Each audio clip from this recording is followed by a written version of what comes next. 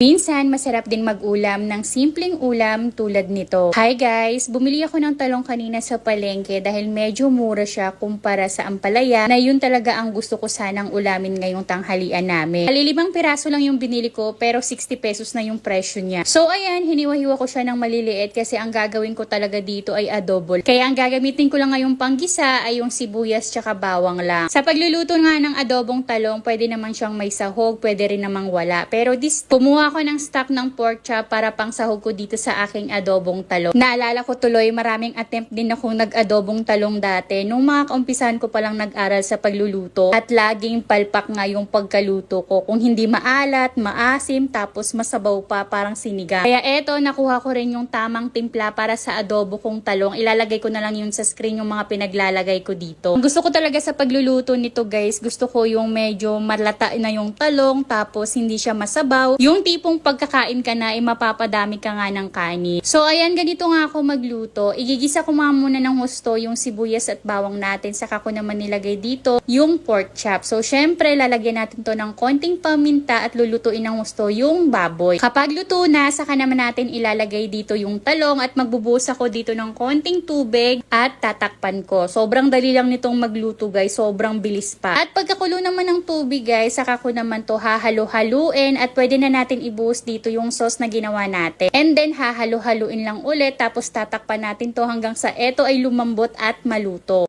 First attempt ko nga sa pagbukas, ganito yung itsura niya at hindi ko pa bet yung ganitong luto. Pero kung sa inyo ay okay na, pwede na yan. So, hinalo-halo ko na nga muna. Tapos, tatakpan ko lang to ulit. Papasimmer ko pa siya ng konti kasi gusto ko medyo malata-lata yung talong. At matutuyo-tuyo na yung sauce niya. Yung parang ganito guys at pwedeng-pwede na yan. So, ayan, eto yung naisip kong ulam namin ngayon. Simple lang, pero masarap